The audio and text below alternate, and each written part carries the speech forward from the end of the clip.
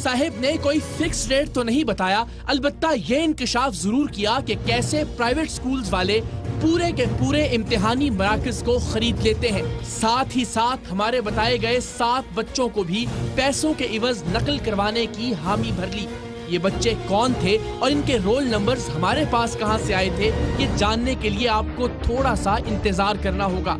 ये जानने के लिए भी कि क्या वाकई हेडमास्टर साहिब ने हमारे बताए गए बच्चों को नकल करवाई, वो इसलिए कि हम पहले इन सुप्रिटेंडेंट साहिबान का भद्दा किरदार आपके सामने मुकम्मल तौर पर वाज़ेह करना चाहते हैं। हेडमास्टर यानी सुप्रिटेंडेंट साहिब ने बोर्ड से इम्तिहानी सेंटर पहुंचने वाला पेपर वक्त से पहले हमारे नुमाइंदे को देने की भी डील की, यानी तालिबे इल्म आधा घंटा पहले तक पेपर हासिल करके कम से कम मारूजी सवालात के जवाब जान सकता था। कितने बजे मुझे पेपर दे दोगे? ये 9:20 या 9:25 को पहुँचता है बोर्ड ऑफिस से।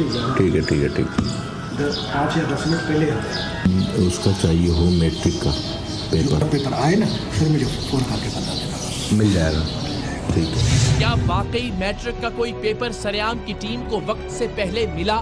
क्या वाकई हेडमास्टर साहिब ने हमारे बताए हुए रोल नंबर्स वाले लड़कों को नकल करवाई? इन सब सवालों का जवाब है जी हाँ, और सरेआम की टीम के पास इसके सबूत भी मौजूद हैं। हेडमास्टर साहिब के नकल करवाने की रिकॉर्डिंग ना होती तो वो बड़ी आसानी से कह सकते थे कि मैंने कुछ भी किया लेकिन नकल तो नहीं करवाई ना। सो डील होने और रकम की अदायगी के बाद हमारा नुमाइंदा दोबारा हेडमास्टर और उस इम्तिहानी मरकज के निगरान के पास गया, और वो साहिब न सिर्फ ये कि हमारे नुमाइंदे को इम्तिहानी कमरों के अंदर ले गए, बल्कि हमारे बताए हुए रोल नंबर्स के लड़कों को बड़े फखरिया अंदाज में नकल भी करवाने लगे।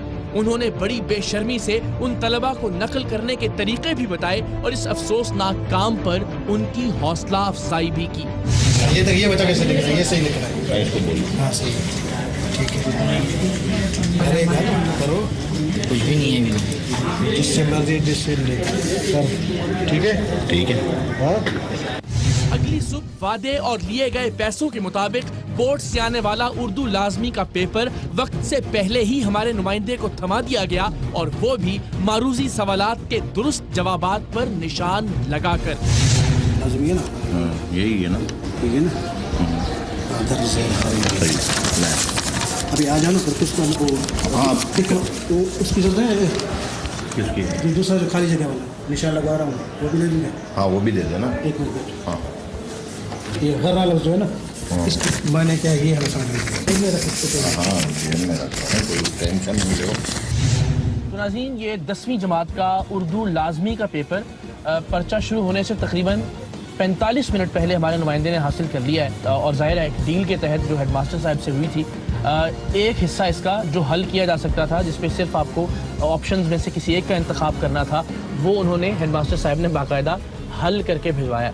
सो अब स्कूल के अंदर चलते हैं, और जाहिर है बहुत मुकद्दस, बहुत मोतबर पेशा, लेकिन सवाल करेंगे अदब के दायरे में रहते हुए। ये प्रोग्राम शुरू करने से पहले हमने तहैया किया था कि कुछ भी हो, उस्ताद के पेशे के एहतराम के पेश नज़र हम निहायत धीमे लहजे, शाइस्तगी और हद्दे अदब में रहते हुए बात करेंगे। लेकिन ये फैसला हम अवाम पाकिस्तान पर छोड़ते हैं कि सच सामने आने के बावजूद जिस ढटाई, बेहयाई, बेशर्मी और कम ज़र्फी का मुजाहरा इन साहिबान ने किया, क्या ये ऐसी किसी भी रियायत के मुस्तहिक थे? क्या उस्ताद के पेशे के तकद्दुस के किसी भी मेयार पर ये तमाम के तमाम लोग पूरे उतरते थे? वतन अजीज के काबिल, मेहनती और दयानतदार असातिज़ा हमारे सराखों पर, लेकिन इन ज़मीर फरोश झूठों के लिए हमारे दिल में कोई मकाम नहीं है।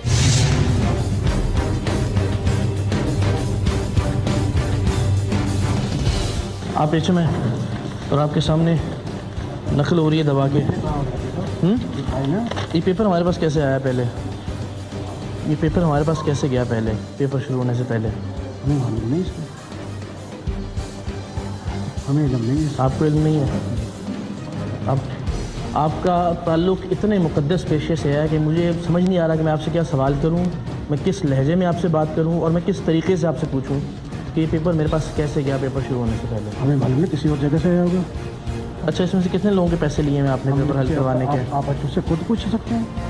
हेडमास्टर और सेंटर सुप्रिटेंडेंट साहिब की इब्तदाई तरदीद के बावजूद हमने उनसे उनके दफ्तर चलने की दरखास्त की ताकि तालिब इल्मों के सामने उन्हें हजीमत का सामना न करना पड़े। ऑफिस कहाँ है आपका? सामने आइए ज़रा। वो कितने बोर्ड के मेंबर जो बता रहे थे आप, उनको भी तो बुलाए ना ज़रा, पता है। तशरीफ रखें। इसी असना में इस सेंटर में मैट्रिक बोर्ड की जानिब से मुतय्यन नुमाइंदे भी आ गए और हमने उनके सामने हेडमास्टर साहिब को उन्हीं के कारनामों की वीडियोस दिखाना शुरू की। ये ज़रा अब आप ज़रा देखना शुरू कीजिए अपनी रिकॉर्डिंग, अपने दफ्तर की रिकॉर्डिंग। ये हो गई पहली मुलाकात। आप कह रहे हैं जनाब जो भी टीम आती है हमें उसे भी खिलाना पड़ता है। दोबारा गौर से सुनना जरा। हमें खिलाना पड़ता है ना। हाँ अब सुन तो पूरा बोर्ड से पेपर आएगा वो आपने निकाल के हमें कितनी देर पहले दिया, खुद बता दें। अब मेरा ख्याल है सच बोलने में ज़रा ज़्यादा आपका अभी आपने 45 मिनट, हमने 45 मिनट ये पेपर कितनी हमने देर पहले दिया? कितनी देर पहले दिया? सुनिए ना, आपके पेपर देने की रिकॉर्डिंग भी है, आप ये भी जानते हैं।